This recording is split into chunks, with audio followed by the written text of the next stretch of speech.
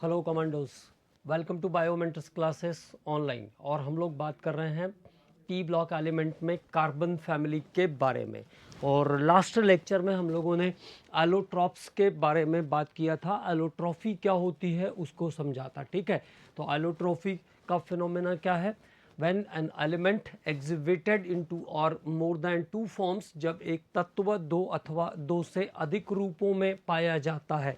when an element exhibited into or more than two forms have same chemical properties but different physical properties, जिनके रासायनिक गुण समान होते हैं परंतु भौतिक गुण भिन्न भिन्न होते हैं। Same chemical properties but different physical properties are known as allotropes and this phenomenon is known as allotrophy। तो इस फिनोमेना को हम एलोट्रॉफी कहते हैं, जिसमें एक एलिमेंट दो या दो से ज़्यादा फॉर्मेट में मिल सकते हैं जिनकी फिजिकल प्रॉपर्टी सेम है लेकिन जिनकी फिजिकल प्रॉपर्टी डिफरेंट होती है और केमिकल प्रॉपर्टी सेम होती है। ठीक, अब देखो, अब बात करते हैं एलोट्रॉप्स ऑफ कार्बन। तो मैंने आपको बताया था, ये ध्यान रखना है कि यहाँ पे लैड जो है वो एलोट्रॉफी शो नहीं करता है। अब कार्बन के एलोट्रॉप्स के बारे में हम बात करेंगे। तो कार्बन के जो एलोट्रॉप हैं वो किस किस फॉर्म में मिलते हैं? तो कार्बन के दो नॉर्मल एलोट्रॉपिक फॉर्म है, क्रिस्टलाइन क्रिस्टलाइन और दूसरा जो फॉर्मेट है इसका अमॉर्फस। क्रिस्टलाइन और एमॉर्फस या माइक्रो क्रिस्टलाइन भी कहते हैं।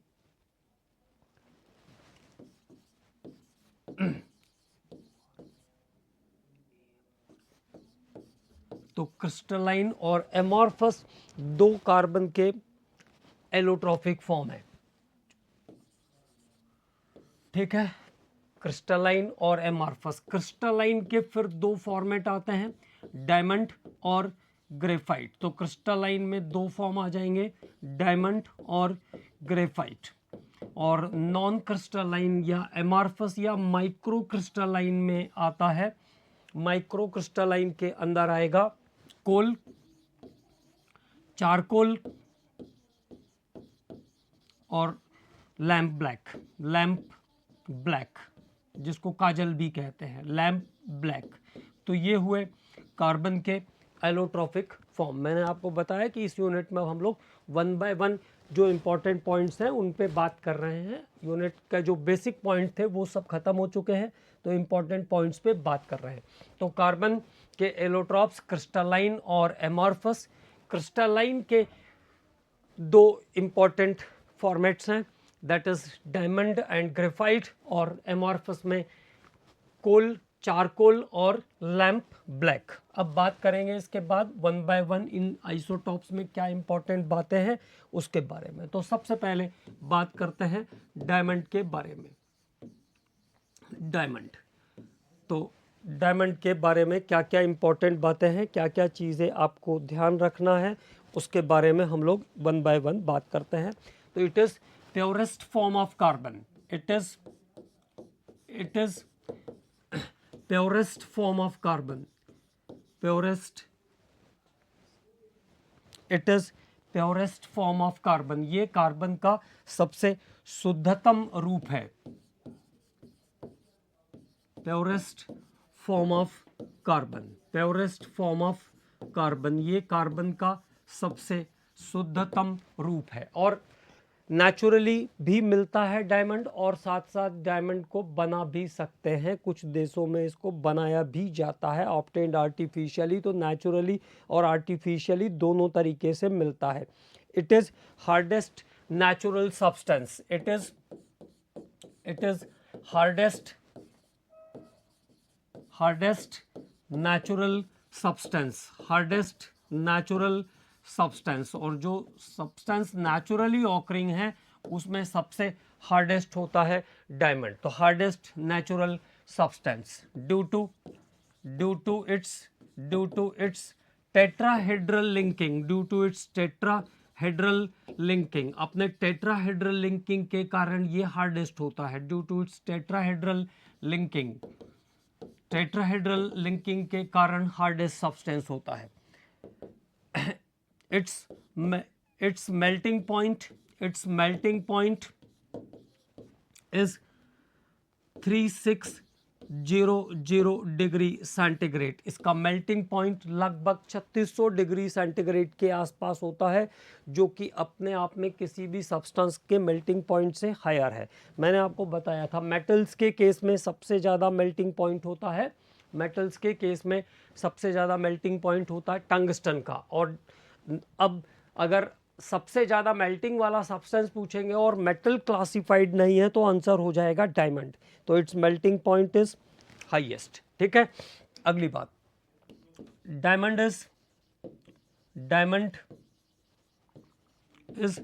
Bad conductor of electricity. Bad conductor of electricity. Diamond is bad conductor of electricity. ये विद्युत का कुचालक होता है, क्योंकि 4 इलेक्ट्रॉन थे इसके पास और टेट्राहेड्रल लिंकिंग होती है, मतलब चारों इलेक्ट्रॉन यूटिलाइज हो जाते हैं। तो it is bad conductor of electricity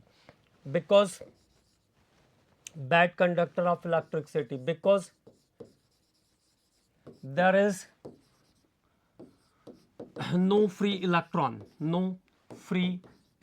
कोई भी फ्री इलेक्ट्रॉन इसके पास नहीं है। नो फ्री इलेक्ट्रॉन, कोई भी मुक्त इलेक्ट्रॉन नहीं रहता है, चारों इलेक्ट्रॉन बॉन्डिंग में खर्च कर लेता है, इसलिए डायमंड कैसा है, बैड कंडक्टर ऑफ इलेक्ट्रिसिटी है। तो diamond is the bad conductor of electricity because there is no free electron. Diamond के पास कोई भी फ्री इलेक्ट्रॉन नहीं रहते हैं। ठीक है, और it is transparent to X rays. X rays डाल करके अगर आप देखेंगे तो ये कैसा होगा, ट्रांसपेरेंट स्ट्रक्चर रहता है। ठीक है ना, तो ट्रांसपेरेंट टू एक्सरेज, एक्सरे डाल करके देखने पर कैसा रहता है, ट्रांसपेरेंट रहता है। ठीक है, अगली बात, इट्स रिफ्रैक्टिव इंडेक्स,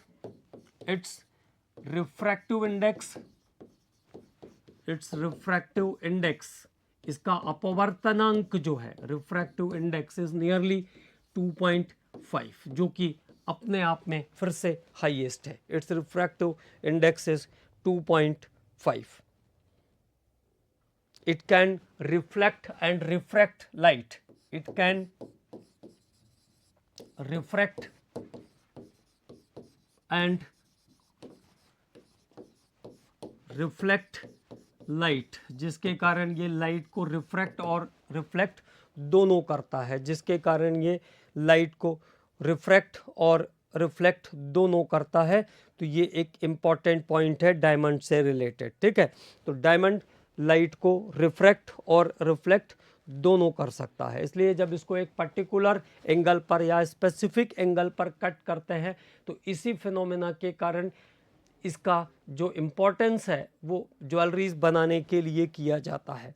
ठीक है, तो जब पर्टिकुलर एंगल पर कट करेंगे तो ये रिफ्रैक्शन और रिफ्लेक्शन के कारण ट्विंकलिंग करता है, चमकता हुआ दिखाई देता है। ठीक है, इसलिए इसका यूज़ ज्वेलरीज बनाने के लिए करते हैं। ठीक, अगली बात, sp3 हाइब्रिडाइज्ड होता है।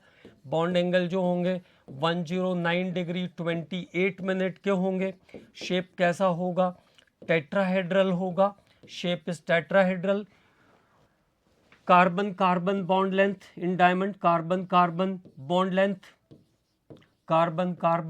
Length is 1.54 Armstrong. Carbon carbon bond length यहाँ पे 1.54 आर्मस्ट्रॉन्ग होगी। Carbon carbon bond length 1.54 Armstrong रहती है डायमंड के अंदर। ठीक है, carbon carbon bond length is 1.54 Armstrong. और बेसिकली इसके जो यूजेस हैं, हार्डेस्ट सब्सटेंस होता है, इसलिए इसको ग्लास कटिंग के लिए, टूल्स बनाने के लिए यूज़ करते हैं। तो use to make, what is the uses, use to make glass cutting tools, glass cutting tools. Black diamond रहता है, ये इसका प्योरेस्ट इम्प्योर फॉर्म जो रहता है वो ब्लैक रहता है, और इसका यूज करते हैं ग्लास कटिंग टूल्स के लिए। Rock drilling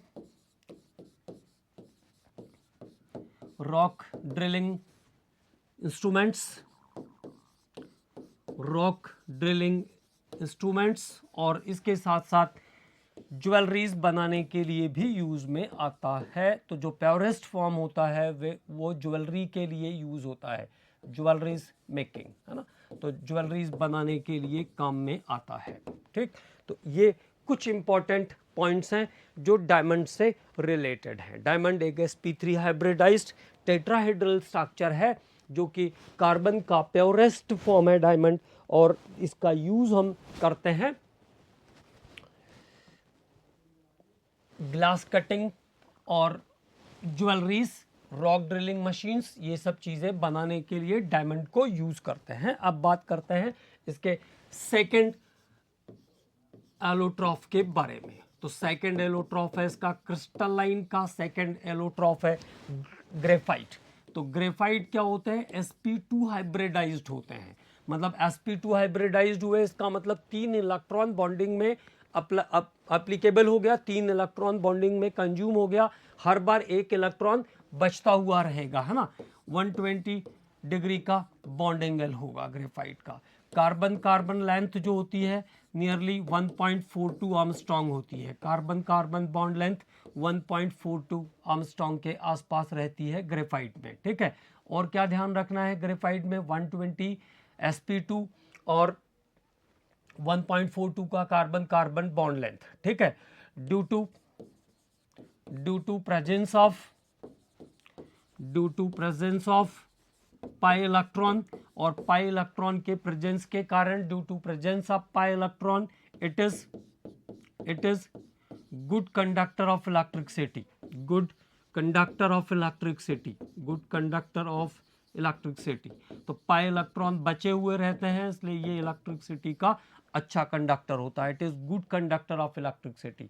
between two layers of graphite, between two layers of graphite, layers of graphite और ग्रेफाइट के दो परतों के बीच, between two layers of graphite, weak van der Waals force present, weak van der Waals force present, weak van der Waals force present। दो layer के बीच में दुर्बल van der Waals बल लगता है, या दो लेयर के बीच में, दो लेयर के बीच दुर्बल van der Waals उपस्थित होता है, दुर्बल van der Waals बल उपस्थित होता है। तो दो लेयर के बीच में, ग्रेफाइट के दो लेयर के बीच में वीक van der Waals, वैसे तो कोवेलेंट कंपाउंड है, लेकिन दो लेयर के बीच weak van der Waals forces present होते हैं ग्रेफाइट के अंदर, और इन van der Waals फोर्सेस के कारण क्या करता है, इसमें स्लाइडिंग की प्रॉपर्टी आ जाती है। तो between two layer of graphite there is weak van der Waals forces which allow to slip over each other, which allow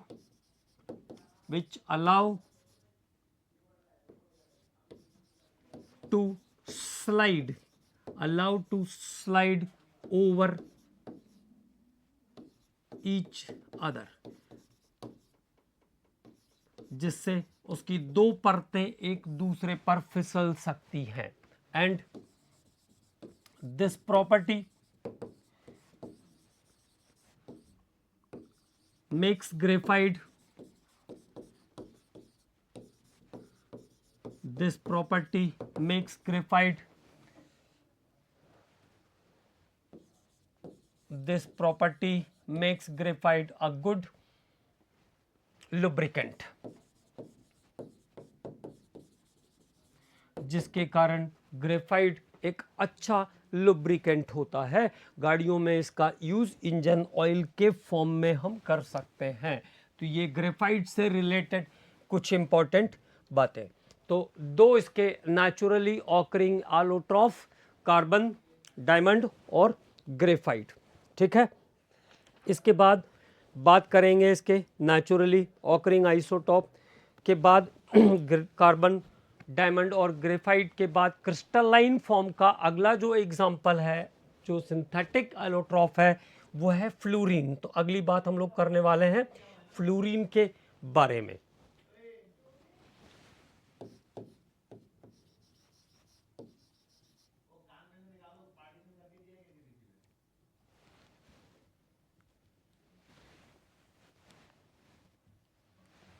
अगली बात फ्लोरीन के बारे में। तो ग्रेफाइट और डायमंड दो कार्बन के नेचुरली ऑकरिंग आइसोटॉप है। ग्रेफाइट और कार्बन, ग्रेफाइट और डायमंड कार्बन के दो नेचुरली ऑकरिंग आइसोटॉप हैं। और 1985 में अगला crystalline form of allotrope form किया गया, that was known as fullerene. तो fullerene is the crystalline form of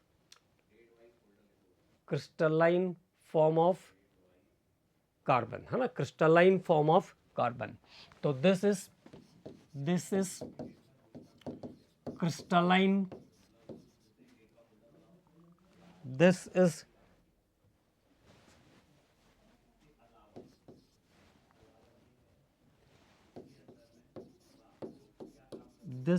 crystalline allotrope of carbon, crystalline allotrope of carbon, ठीक है। तो सिंथेटिक क्रिस्टलाइन एलोट्रॉप है कार्बन का ये, ठीक है।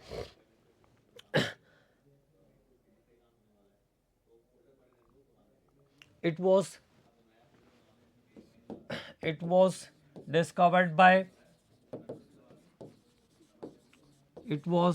discovered by और इसको डिस्कवर किया था कर्ल, क्रोटो और स्मेली ने। तो it was discovered by Curl, Kroto और स्मेली।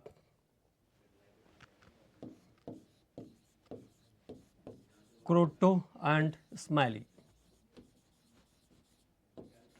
तो एक नया एलोट्रॉप, एक नया सिंथेटिक एलोट्रॉप बना इन 1985 में एक नया आइसोटॉप बनाया स्मेली, कर्ल और क्रोटो ने, ठीक है। और इस डिस्कवरी के लिए 1996 में इन तीनों साइंटिस्ट को नोबेल प्राइज मिला, ठीक।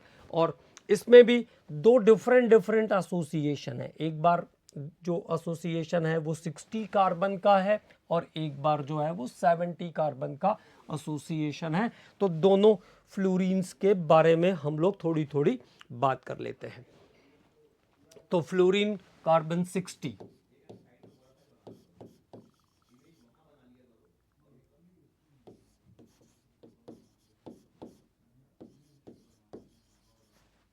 कार्बन 60। तो पहले कार्बन 60 के बारे में बात करते हैं। कार्बन 60 और इसको बकमिंस्टर फ्लोरीन भी कहते हैं।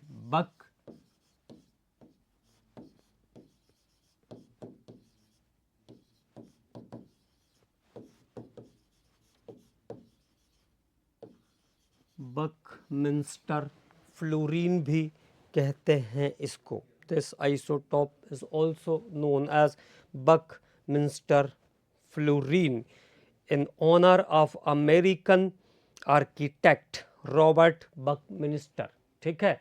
in honor of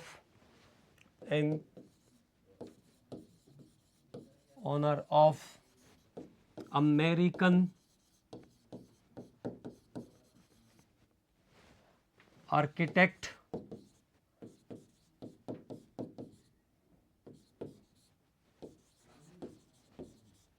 Buckminster. तो बकमिंस्टर के ऑनर के अंदर इसको हम बकमिंस्टर फ्लोरीन भी कहते हैं। अब इसमें हमको क्या क्या ध्यान रखनी है बातें, उसके बारे में हम लोग बात कर लेते हैं कि किन किन चीज़ों को इसमें आपको ध्यान में रखना है। तो sp2 हाइब्रिडाइज्ड होता है। ये कैसा है? sp2 हाइब्रिडाइज्ड है। sp2 hybridised 12 5 membered ring, 12 5 member ring, 12 pentagonal ring होते हैं, मतलब 12 पेंटागोनल रिंग ऐसा भी आप कह सकते हो। 12 पेंटागोनल रिंग, 12 इसमें पेंटागोनल रिंग होती है, 12 पेंटागोनल रिंग, और 20 हेक्सागोनल रिंग होती है, 20 hexagonal ring, 20 hexagonal 20 hexagonal ring होती है, 20 इसमें षटभुजी रिंग होते हैं, 20 हेक्सागोनल रिंग होते हैं, ठीक है। और ये ओवरऑल जो है फुटबॉल शेप स्ट्रक्चर होता है, फुटबॉल शेप स्ट्रक्चर बनाता है, फुटबॉल शेप स्ट्रक्चर का फॉर्मेशन करता है, फुटबॉल शेप स्ट्रक्चर का फॉर्मेशन करेगा, शेप स्ट्रक्चर बनाएगा। तो क्या क्या चीज़ें ध्यान रखनी है, sp2 हाइब्रिडाइज्ड होता है, 12 पेंटागोनल रिंग होती है, और 20 इसमें हेक्सागोनल रिंग्स होते हैं, 20 हेक्सागोनल रिंग के अंदर पाया जाएगा कार्बन 60 का एसोसिएशन, ठीक है। तो कार्बन 60 की प्रॉपर्टी के बारे में हम लोगों ने बात किया।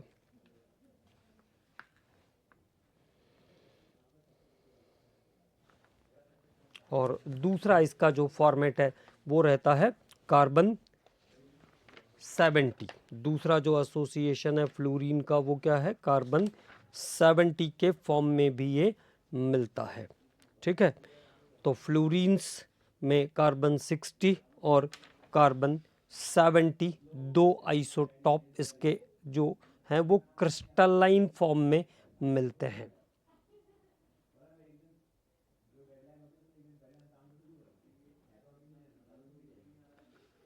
अब उसके बाद आगे के बारे में हम लोग कुछ और बातें आगे कर लेते हैं, थोड़ी सी क्या क्या चीज़ें और चाहिए इसमें, तो किन किन चीज़ों को और ध्यान रखना है उस बारे में बात करते हैं। कार्बन फैमिली में और कौन कौन से मेंबर्स हैं जिस पे हमें अभी बात करना है। तो ये तो हो गए आपके आइसोटॉप्स। आइसोटॉप्स के बाद अब हम बात करेंगे कुछ चीज़ें कार्बन मोनोऑक्साइड और कार्बन डाइऑक्साइड के बारे में। कार्बन मोनोऑक्साइड और कार्बन डाइऑक्साइड के बारे में बात करेंगे। तो अगला जो हमारा मेंबर आएगा, अगला जो इम्पोर्टेंट मेंबर है वो है carbon monoxide, carbon monoxide CO, carbon monoxide. By nature ये कैसा होता है, न्यूट्रल होता है, ये ध्यान रखना है। कार्बन मोनोऑक्साइड कैसा है, न्यूट्रल कंपाउंड है। तो इससे रिलेटेड क्या क्या इंपॉर्टेंट पॉइंट्स हैं उस टॉपिक पे अब हम लोग बात करते हैं। तो पहला इसको कैसे प्रिपेयर करते हैं, तो प्रिपरेशन की बात कर लें। इसके प्रिपरेशन कैसे करते हैं, तो पहला मेथड है by incomplete combustion, by incomplete combustion, by incomplete combustion। अगर पार्शियली ऑक्सीडाइज करोगे आप कार्बन को, लेस क्वांटिटी में ऑक्सीजन दोगे तो ये कार्बन मोनोऑक्साइड में कन्वर्ट हो जाएगा। तो by partial oxidation of carbon, partial combustion of carbon, ये पहला मेथड है। दूसरे मेथड की बात करते हैं अब, और कैसे बना सकते हैं। तो सेकंड मेथड है when formic acid, when formic acid और ऑक्सैलिक एसिड, फॉर्मिक एसिड और oxalic acid, when formic acid or oxalic acid is treated with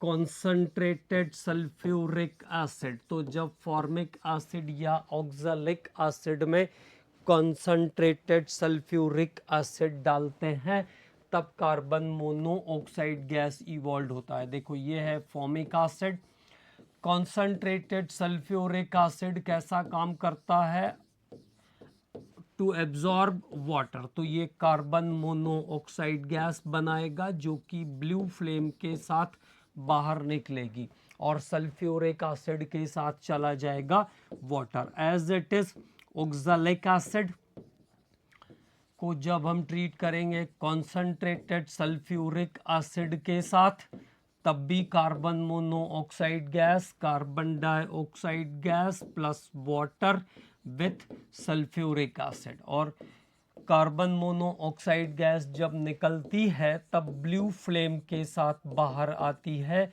इससे हम इसको पहचानते भी हैं। ठीक, तो ब्लू फ्लेम के साथ कार्बन मोनोऑक्साइड गैस इवॉल्व होगी जब फॉर्मिक एसिड या ऑक्सैलिक एसिड को हम ट्रीट करते हैं कॉन्सनट्रेटेड सल्फ्यूरिक एसिड के साथ। ठीक है, तो ये दो और मेथड हो गए जिससे हम कार्बन मोनोऑक्साइड गैस बना सकते हैं। ठीक है, इसके बाद और क्या मेथड हो सकता है जिससे हम कार्बन मोनोऑक्साइड गैस को बना सकते हैं? तो जिंक ऑक्साइड और आयरन ऑक्साइड को जब हम कार्बन पाउडर के साथ हीट करते हैं, तो अगला मेथड है व्हेन जिंक ऑक्साइड और iron oxide is heated with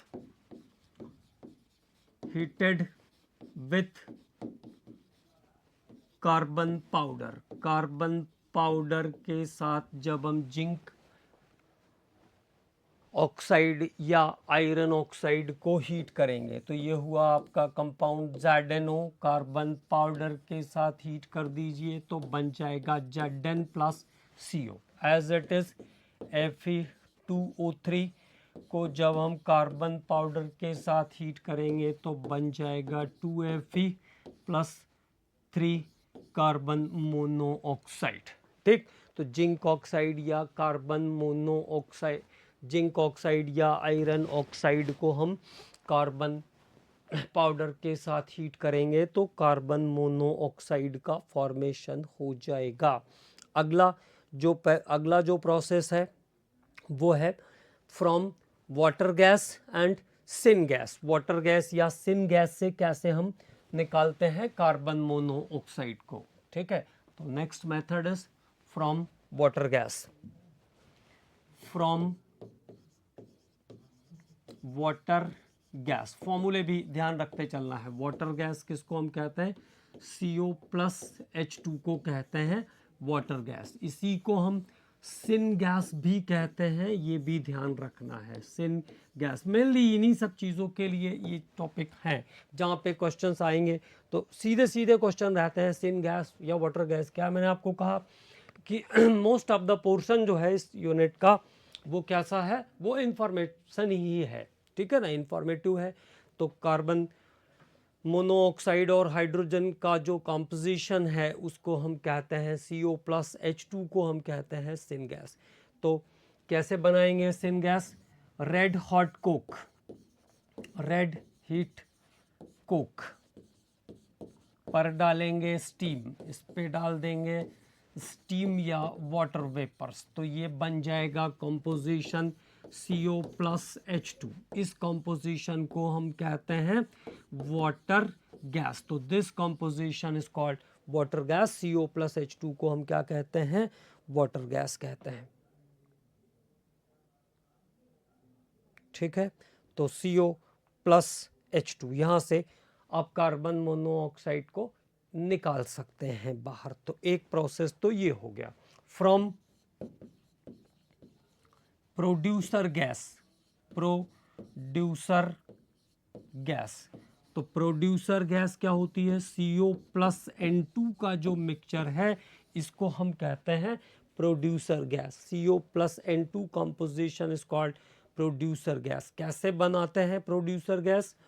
carbon plus oxygen plus nitrogen, carbon plus oxygen plus nitrogen, carbon plus oxygen plus nitrogen को हीट करेंगे लगभग 1000 डिग्री सेंटीग्रेड पर। 1000 डिग्री सेंटीग्रेड पर, 1000 डिग्री सेंटीग्रेड के आसपास heat करते हैं, तब बनता है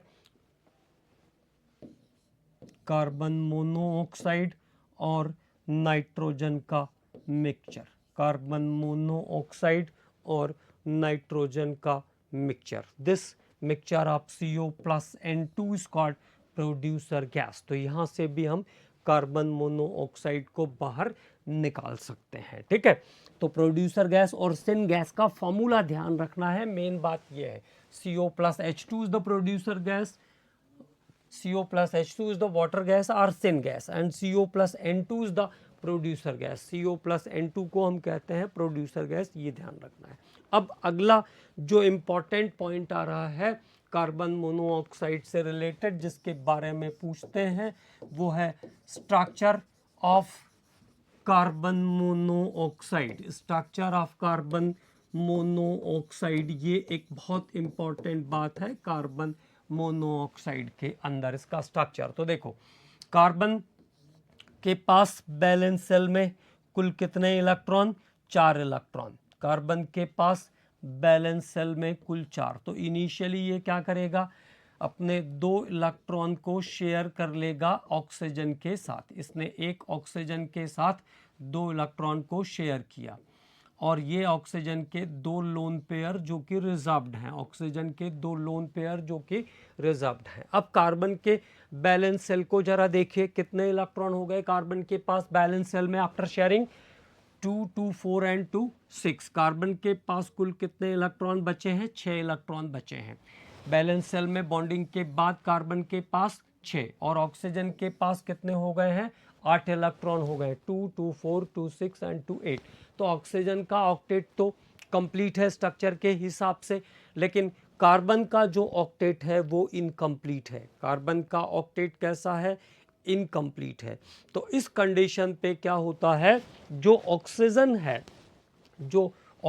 है वो क्या करता है? ऑक्सीजन क्या काम करता है? देखो, कार्बन के पास कितने इलेक्ट्रॉन थे? 2, और इसने 2 इलेक्ट्रॉन शेयर किए किसके साथ? ऑक्सीजन के साथ। 2 इलेक्ट्रॉन इसने शेयर किए किसके साथ? ऑक्सीजन के इलेक्ट्रॉन के साथ। और ऑक्सीजन की जो सिचुएशन है, उसके पास 2 पेयर और 2 ये 4, 8 हो गए थे। तो ऑक्सीजन क्या करता है? ये एक स्पेसिफिक टाइप का केस है। यहाँ पे एक more electronegative element less electronegative element की तरफ अपना इलेक्ट्रॉन पेयर जो है वो ट्रांसफ़र कर देता है।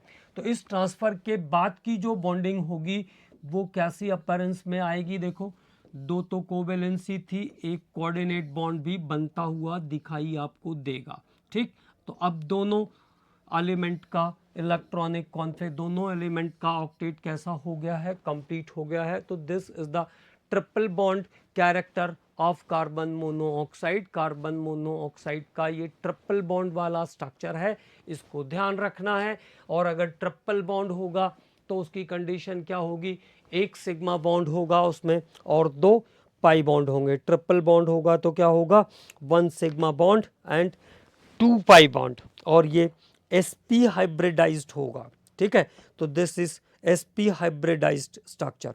sp हाइब्रिडाइज्ड होता है कार्बन मोनोऑक्साइड, एक सिग्मा बॉन्ड और 2 पाई बॉन्ड प्रेजेंट रहेंगे इसके स्ट्रक्चर के अंदर।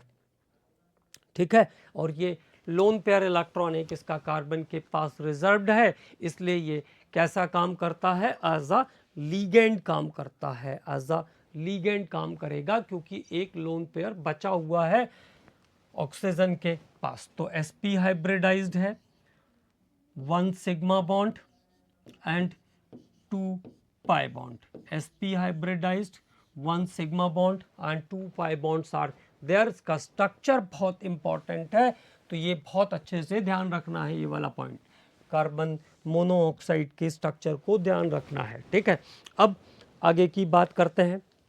तो कलरलेस ऑर्डरलेस गैस है, रंगहीन गंधहीन गैस है, कलरलेस ऑर्डरलेस गैस। ठीक है, less soluble in cold water, ठंडे पानी में कम घुलनशील होता है। ठीक है, न्यूट्रल ऑक्साइड होता है और commonly as a reducing agent काम करेगा। ठीक है, as a reducing, powerful reducing agent होता है। ठीक, तो पावरफुल रिड्यूसिंग एजेंट के जैसा काम करता है कार्बन मोनोऑक्साइड। एक इम्पॉर्टेंट रिएक्शन है जिसके बारे में हम लोग बात करेंगे, वो है toxic nature. Toxic nature of carbon monoxide. तो देखो, टॉक्सिक नेचर को कैसे समझेंगे तो कार्बन मोनोऑक्साइड, जैसे हमने मान लीजिए कभी कभी बहुत सारे लोग ऐसे होते हैं, आपने देखा होगा कि उनको ठंड के समय में वो अपने कमरे में कुछ आग जला लेंगे, लकड़ियाँ जला लेंगे और उसको जला करके सो जाएंगे। ठीक, तो कार्बन जब बर्न होगा तो वो कार्बन डाइऑक्साइड और कार्बन मोनोऑक्साइड दोनों बनाएगा। अब कार्बन मोनोऑक्साइड क्या करता है, हीमोग्लोबिन के साथ as compare to oxygen faster reaction करता है and it forms 300 times more stable complex. और कार्बन मोनोऑक्साइड हीमोग्लोबिन के साथ 300 टाइम्स मोर स्टेबल कॉम्प्लेक्स बनाता है। This is called carboxy haemoglobin और उसको हम कहते हैं कार्बोक्सी हीमोग्लोबिन। तब जब कार्बन मोनोऑक्साइड हीमोग्लोबिन में एब्जॉर्ब हो जाएगा, कॉम्प्लेक्स बना लेगा, तो उस ड्यूरेशन में ऑक्सीजन को कैरी करने की, ऑक्सीजन के साथ जुड़ने की हीमोग्लोबिन की कैपेसिटी खत्म हो जाएगी और धीरे धीरे जब ऑक्सीजन सेल तक नहीं पहुंचेगी तो पहले सफोकेशन होगा एंड फाइनली उस व्यक्ति की डेथ हो जाएगी। This is the condition of toxicity of carbon monoxide और इस डिसीज को हम कहते हैं एस्फेक्सिया। क्या कहते हैं, एस्फेक्सिया कहते हैं। तो ये ध्यान में रखना है, toxic nature of carbon monoxide. ठीक, तो carbon monoxide toxic in nature, carbon monoxide toxic in nature.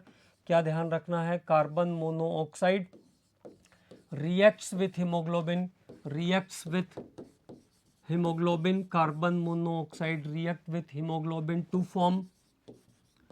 form react with hemoglobin to form carboxy hemoglobin complex, carboxy hemoglobin complex बनाता है, carboxy hemoglobin complex। it is 300 times, it is 300 times more stable, 300 times more stable than, 300 times more stable than oxygen hemoglobin complex. It is 300 times more stable than oxygen hemoglobin complex, जो कि oxygen haemoglobin complex से 300 गुना ज़्यादा stable होता है, 300 times more stable than oxygen haemoglobin complex. So after formation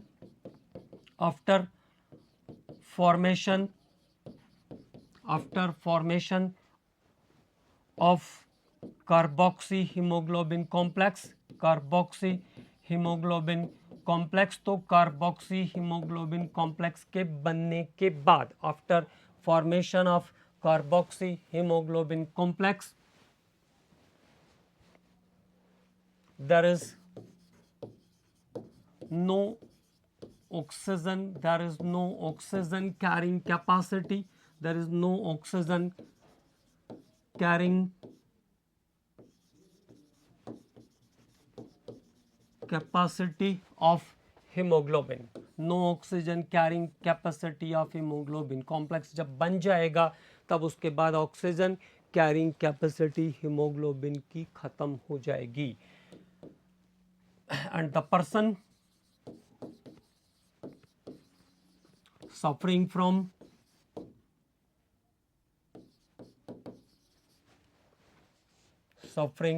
from suffocation, दम घुटने लगेगा, suffocation, and finally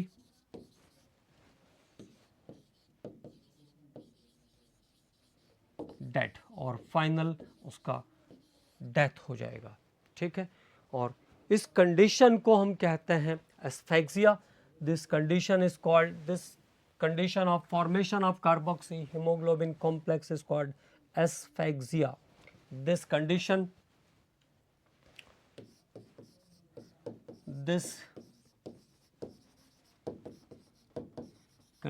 is called,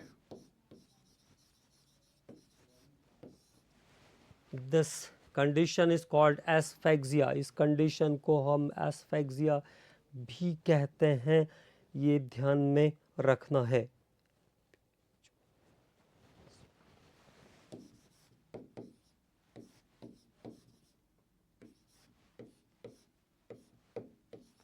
this condition is called asphyxia. इस कंडीशन को हम कहते हैं एस्फेक्सिया। और इस कंडीशन, ये जो मेडिकल कंडीशन है, इसको ओवरकम करने के लिए अगर मान लो कोई पेशेंट एस्फेक्सिया का या कार्बोक्सी हीमोग्लोबिन कॉम्प्लेक्स के बनने के बाद हॉस्पिटल में आता है, तब क्या करेंगे, कैसे उसको ट्रीट करने की कोशिश करेंगे, तो मिक्सचर ऑफ कार्बोजन देते हैं इस कॉम्प्लेक्स को ब्रेक करने के लिए, है ना। तो this condition is called asphyxia. यहां तक हो गया था। This complex is removed with the help of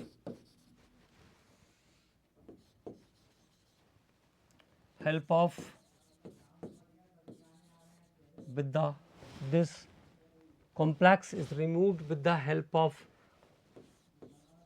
carbogen. इस मिक्सचर को इस कॉम्प्लेक्स को ब्रेक करने के लिए जो कॉम्पोजिशन हम देते हैं वो है कार्बोजेन। ठीक है, अब कार्बोजेन क्या होता है तो इसके बारे में ध्यान रख लेंगे। 95% ऑक्सीजन, 95% ऑक्सीजन और 5% कार्बन डाइऑक्साइड, 5% कार्बन डाइऑक्साइड का जो कंपोजिशन होता है, इस कंपोजिशन को हम कहते हैं कार्बोजेन। तो इस कॉम्प्लेक्स को ब्रेक करने के लिए कार्बोजेन मिक्सचर यूज होता है, जो कि 95% ऑक्सीजन और 5% कार्बन डाइऑक्साइड होता है। ठीक है, तो आर्टिफिशियल रेस्पिरेशन के लिए इसको हम यूज करेंगे यहाँ पे, इस कॉम्प्लेक्स को ब्रेक करने के लिए। तो एक कंडीशन ये बहुत इंपॉर्टेंट है, इसको ध्यान में रखना है। ठीक है, तो this is toxicity related with carbon monoxide.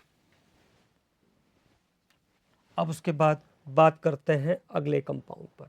तो कार्बन डाइऑक्साइड CO2 कैसे बनाओगे, CaCO3 को डिकम्पोज कर दो तो क्या बन जाएगा, CaO प्लस CO2 बन जाएगा। ठीक है, कार्बन को एक्सेस ऑफ ऑक्सीजन में बर्न कर दो, एक्सेस ऑफ ऑक्सीजन में कंबस्चन कर दो, तब क्या बन जाएगा, CO2 बन जाएगा। कार्बन को एक्सेस ऑफ ऑक्सीजन में बर्न कर दोगे तो भी आपको CO2 मिल जाएगा। ठीक है, इसके बाद ZnCO3 को डिकम्पोज कर दो, तब भी क्या मिल जाएगा आपको, ZnO मिल जाएगा और CO2 गैस मिल जाएगी। तो this is the preparation of carbon dioxide.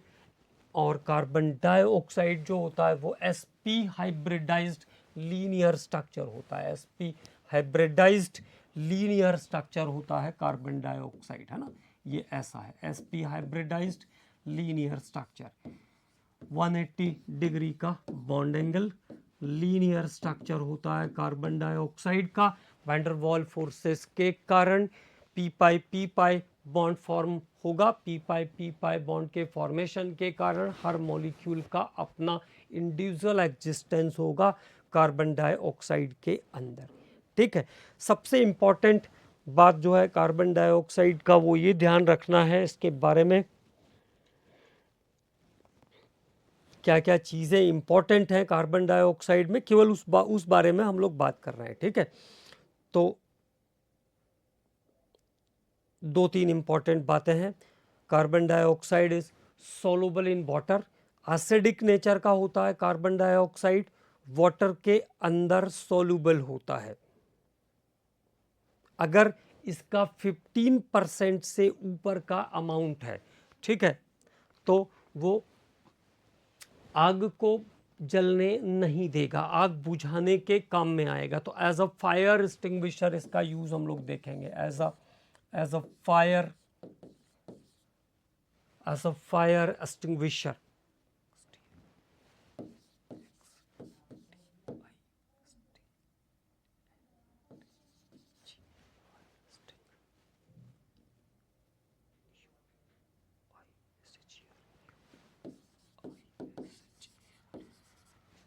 तो मोर देन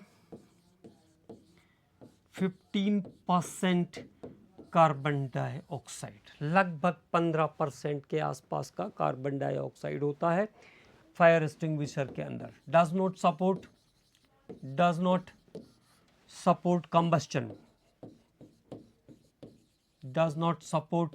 कंबस्टन, 15% के आसपास होगा तो ये कंबस्टन को सपोर्ट नहीं करेगा, मतलब आग को बुझाने के काम में आएगा। तो एक तो इसका ये यूज़ हो गया कि फायर एक्सटिंग्विशर के अंदर यूज़ होगी कार्बन मोनोऑक्साइड। 15% के आसपास का जो कॉम्पोजिशन है वो फायर को प्रिवेंट करने के काम में आता है, फायर को प्रिवेंट करने के काम में आएगा इसका 15% के आसपास का कॉम्पोजिशन।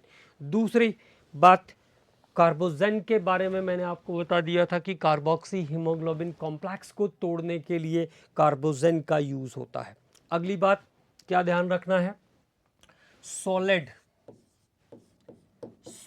कार्बन डाइऑक्साइड, ठोस carbon dioxide, solid carbon dioxide मतलब पहले लिक्विफाई करेंगे, लिक्विफाई करने के बाद फ्रीज करके सॉलिड करेंगे, तो solid carbon dioxide is called dry ice. Solid carbon dioxide को हम ड्राई आइस कहते हैं, solid carbon dioxide is called dry ice, और इसका कॉमर्शियल नेम है ड्राई कोल्ड, इसको ड्राई कोल्ड भी कहते हैं, ये ध्यान रखना है। और यूज़ क्या है इसका, रेफ्रिजरेंट है ना, तो used as refrigerant solid carbon dioxide जो है नेम्ड एज ड्राई कोल्ड, और ये एज अ रेफ्रिजरेंट यूज़ होता है, ये बात ध्यान रखना है, ठीक है।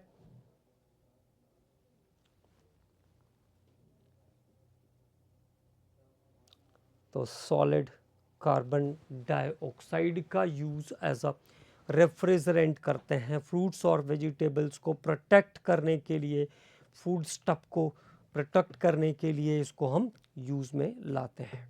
तो ये कार्बन डाइऑक्साइड से रिलेटेड कुछ इंपॉर्टेंट पॉइंट, तीन चीज़ें हैं जिसको हमें ध्यान में रखना है।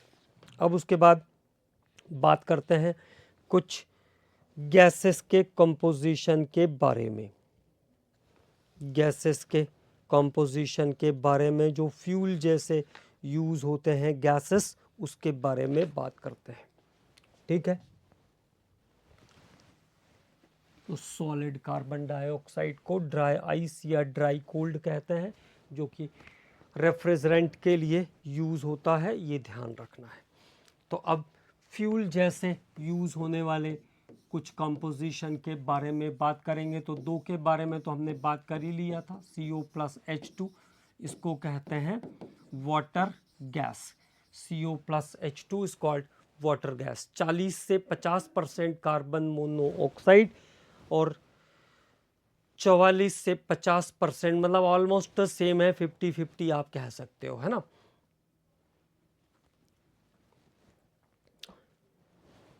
तो दो कंपोजिशन के बारे में हम लोग पहले बात कर चुके हैं, वाटर गैस और प्रोड्यूसर गैस।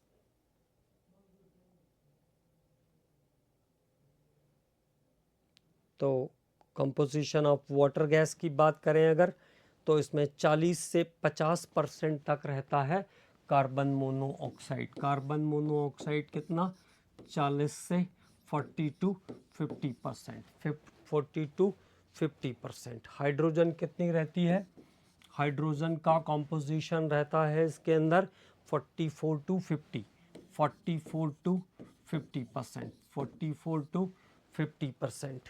और कार्बन डाइऑक्साइड रहती है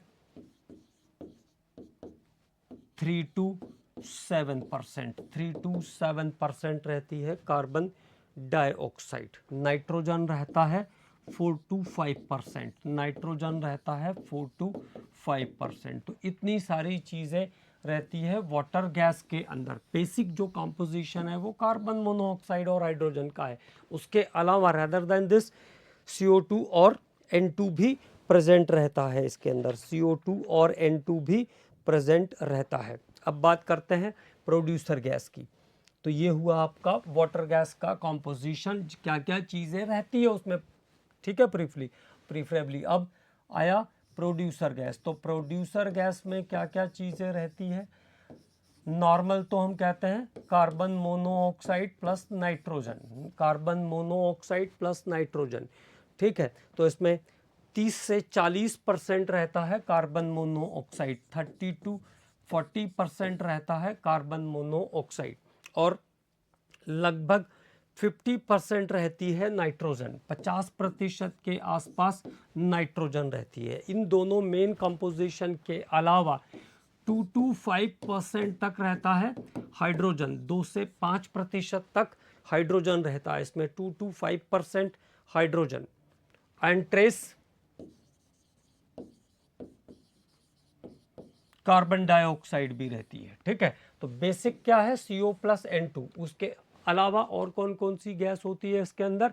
उसके अलावा इसके अंदर हाइड्रोजन और कार्बन डाइऑक्साइड गैस भी प्रेजेंट रहती है। कभी कभी ऐसा क्वेश्चन आता है ना, इसमें कौन सी चीज़ होती है नहीं होती है, तब ये सब चीज़ें आपको काम आएगी, ठीक है। अब इसके बाद अगले कॉम्पोजिशन की बात करते हैं। तो नेचुरल गैस, अगला जो कॉम्पोजिशन है वो है नेचुरल गैस, प्राकृतिक गैस। नेचुरल गैस में क्या क्या चीज़ें रहती है उसके बारे में बात करते हैं। तो नेचुरल गैस मेनली क्या होता है? मीथेन होता है। मेन कंपोनेंट क्या है नेचुरल गैस का? मीथेन। तो देखो, नेचुरल गैस में मीथेन 85 to 90% तक रहता है, 85 से लेकर के 90% तक मीथेन रहता है। ईथेन, ईथेन का कॉम्पोजिशन इसमें हो सकता है लगभग 9% के आसपास, ठीक। प्रोपेन C3H8, प्रोपेन रहता है 3% के आसपास। ब्यूटेन C4H10, ब्यूटेन रहेगा इसके अंदर 1% के आसपास, 1% के आसपास ब्यूटेन रहता है। और नाइट्रोजन भी ट्रेस रहेगा यहाँ पे, नाइट्रोजन भी लगभग 2% के आसपास रहता है। तो अब देख लो, केवल ये ध्यान रखना है कि कौन कौन से कंपोनेंट इसमें प्रेजेंट हैं। तो इसके अंदर कौन कौन से कंपोनेंट प्रेजेंट है नेचुरल गैस में? मीथेन, ईथेन, प्रोपेन, ब्यूटेन और nitrogen. Methane, ethane, propane, butane और नाइट्रोजन प्रेजेंट होते हैं नेचुरल गैस के अंदर। तो ये नेचुरल गैस का कॉम्पोजिशन है। नेचुरल गैस के बाद CNG, कंप्रेस्ड नेचुरल गैस, और देखिए इसके दो कंपोजिशन CNG और LNG, ये दोनों नेचुरल गैस के ही अदर नेम है। CNG और LNG के नाम से हम जानते हैं मीथेन के कॉम्पोजिशंस को। अब बात करते हैं अगले पॉइंट पर। तो अगला जो पॉइंट है हमारा वो है LPG। LPG में क्या क्या कंपोनेंट रहते हैं उसके बारे में बात करेंगे। तो नॉर्मल कंपोनेंट LPG में क्या है? C4H10। LPG का मेन कंपोनेंट क्या है? C4H10, butane. तो ब्यूटेन C4H10 इसका मेन कंपोनेंट है। ब्यूटेन के अलावा मीथेन, ईथेन और प्रोपेन भी प्रेजेंट रहता है। Methane, ethane and methane, ethane and propane is also there in LPG।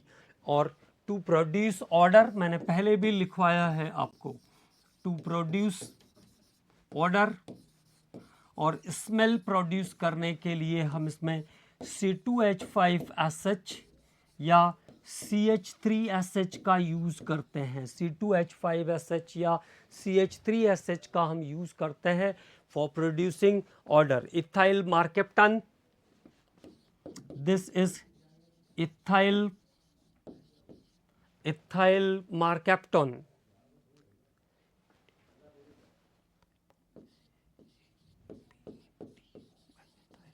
Ethyl mercaptan and methyl mercaptan, ये दोनों केमिकल ऑर्डर प्रोड्यूस करने के लिए यूज़ होते हैं, ताकि अगर सिलेंडर गलती से खुला रह जाए या गैस लीक कर रही हो तो इंसान को पता चल जाए। तो this is the composition of LPG। Butane इसका मेन कंपोनेंट है। ब्यूटेन के अलावा मीथेन, ईथेन और प्रोपेन रहती है। ऑर्डर प्रोड्यूस करने के लिए हम उसके अंदर मिलाते हैं CH3SH और C2H5SH। अगला बायोगैस। बायोगैस, मेनली बायोगैस के अंदर भी मेन जो कंपोनेंट रहता है वो है मीथेन। लगभग 65% तक मीथेन रहता है बायोगैस के अंदर। CO carbon monoxide, H2 hydrogen, और इसके अलावा सल्फर H2S के फॉर्म में रहता है। CO H2 CO2 H2S, CO2 H2S और N2, ये सब चीज़ें और मिली हुई रहती है बायोगैस के अंदर। तो these are the composition of biogas. मतलब नेचुरली बायोगैस के अंदर देखो H2S मिला हुआ है, ऑर्डर प्रोड्यूस करेगा ये, है ना, ऑर्डर प्रोड्यूसिंग रहता है ये।